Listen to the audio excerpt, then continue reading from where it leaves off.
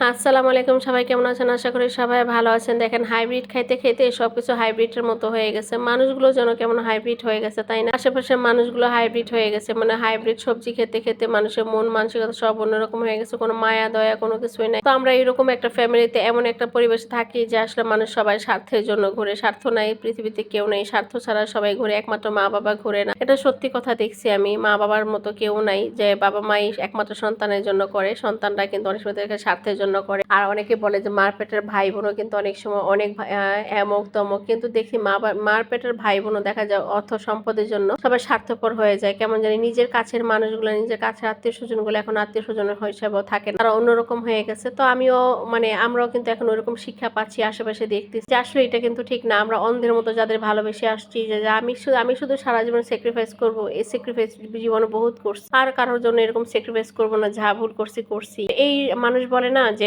জীবনে অন্ধের মতো কাউকে বেশি ভালোবাসবে না, অন্ধের মতো কাউকে বিশ্বাস করবে না, সবকিছু থেকে একটু দূরত্ব থাক। তখন এই কথাগুলো বুঝতে পারিনি যে হয়তো বা ফ্যামিলি, আশেপাশে আত্মীয় স্বজন এগুলো কিন্তু কখনো এরকম হয় না। এরাই তো বিপদ আপদ আসবে, কিন্তু এখন যা দেখলাম যা দেখ সবই মনে হচ্ছে যে সবই স্বার্থের জন্য, তাদের স্বার্থের জন্য সবাই আছে, স্বার্থ না থাকলে কেউ কারণ। তো আমাদের জীবনটা কিন্তু এরকম হয়ে গেছে। সবাই দোয়া করবেন আসলে কেউ কারোর প্রতি এরকম অন্ধবিশ্বাস দিবেন না, কারণ নিজের প্রতি নিজের যত্ন নেবেন, নিজের ফ্যামিলিকে সাপোর্ট দিবেন। নিজের ফ্যামিলি ছাড়া কেউ কিছু না। দুনিয়াতে আপনি যত মানুষের খাওয়াইতে পারবেন, যত দিতে পারবেন, তত মানুষের কাছে আপনি ভালো থাকবেন। এইটাই এই স্বার্থপর পৃথিবীর নিয়ম। তো সবকিছু মানে এত দ্রুত বলে ফেললাম, হয়তো অনেকে বলবেন আপু কেন আপনি এইসব ধরনের কথা বলছেন। আসলে এসব ধরনের কথা বলছি যে শিক্ষা থেকে, জীবন থেকে অনেক কিছু শিক্ষা পাইছি, তো তাই আপনাদের সাথে শেয়ার করলাম কিছুটা অংশটা। কেউ আবার অন্যরকম ভাবে নেবেন না। তো আমি রান্না বান্না শেষ করে ফেললাম, সবকিছু করে আমি একদিকে করলাম। আর আমার ছোট এখন রান্না শেষ করে আমি এখানে বসলাম। আমার ছোট ছেলে ছাদে যাবে, ছাদে গাছ লাগাবে। তো আমার কাছে ভালো লাগে না সেই রোদ্রের মধ্যে কেন ছাদে যাবে, ছাদে গাছ লাগাবে। সে কতগুলা জামের বিচি ফেলেছিল, সেখান থেকে তার গাছ হয়ে সে ওখানে যাবে। তো অনেক কিছু অনেক কষ্টে তাকে বুঝাই রাখলাম। এখন খালার নিচে যাচ্ছে, খালাকে সে চাবি দিচ্ছে। তার যখন মন মতলব ভালো হয় তখন সে অনেক কাজ করে, আর যখন তার মন খারাপ থাকে তখন তাকে হাজার ভাবে আমি তাকে বুঝাইতে পারি না। তো আজকে মন মানছে তার ভালো, তার জন্য সে খালাকে সুন্দর করে চাবি দিচ্ছে যে এই না। তো খালা ওদিক দিয়ে চলে যাচ্ছে। আর এই যে এই দিকটা, এই যে তাপসী ম্যাডাম, সে আগে আমার ঘর বাসায় কাজ করতো, এখন দেখলাম সে আবার গার্মেন্টসে যাচ্ছে। তো তাকে ইশারা দিলাম, কথা বললাম। তো আমাদের বাসার নিচটা কিন্তু এরকম, দেখেন খুব সুন্দর। এদিকে তাকালে একটু কিছু দেখা যায়, দেখতেও ভালো লাগে। সময়টা আস্তে আস্তে কেটে যায়। আর আপনাদের ভাইয়া এই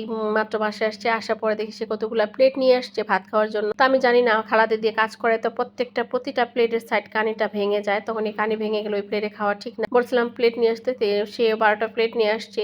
তো সেখান থেকে একটা প্লেট ভাঙা পাইছি, খারাপ লাগলো আর কি। সে নাকি নামার সময় ভাই ভেঙে গেছে। তারপর নিয়ে আসলো, দেখলাম মাছ, এত খাসির মাথা নিয়ে আসছে। সে খাসির মাথা ভুনা খাবে। আর চিংড়ি মাছ, অনেকগুলো চিংড়ি মাছ নিয়ে আসছে। আমি ওই দিন বললাম যে সে বলে মাছটা, তারা আমার ঘরে বাচ্চারা কিন্তু চিংড়ি মাছটা খুব পছন্দ করে, তার জন্য সে চিংড়ি নিয়ে আসছে। আমি বলি যে বাজারে আর কোনো বাজার নাই, বলছে এদের কাছে আরো থাকলে আরো দিয়ে দিত। মানে সে বাজারে গেলে সবাই ডাক্তার সাহেব বলে তাকে মানে গছায় দেয়। যদি বলি যে টাকা না দিলেই তো হয়, বলে কি টাকা তো বিকাশে এসে নিয়ে যায়, বলে বিকাশে দিয়ে। মানে এইরকম এতটা ভালোবাসা আসলে মানুষের। তারপরে যে কিছু মিষ্টি ছিল, সেই মিষ্টি আনলো। মিষ্টিগুলো দেখে আমার কাছে খুব ভালো লাগছে। আর আমি তো বেশি করে আমি মিষ্টির পাগল, জানেন না, আমি অনেক মিষ্টি খেতে পছন্দ করি। কে কে আছেন আমার মতো বলেন তো মানে মিষ্টির পাগল। সবচেয়ে বড় কথা কি জানেন, মিষ্টিটা এখন খেতে খুব ভয় লাগে, কারণ যে হারে ডায়াবেটিস, মা বাবার দুজনেই ডায়াবেটিস হয়ে গেছে। কারণ কখন জানি কোন রোগে শুনছি যে ডায়াবেটিসটা নাকি বংশধর। তারপরও একটু সেফলি চলাফেরার চেষ্টা করো, আর কি পারি না, জিব্বাটা অনেক বড় হয়ে গেছে। তো আজকে এখানে সবাই দেখুন। আসসালামু আলাইকুম, আল্লাহ হাফেজ।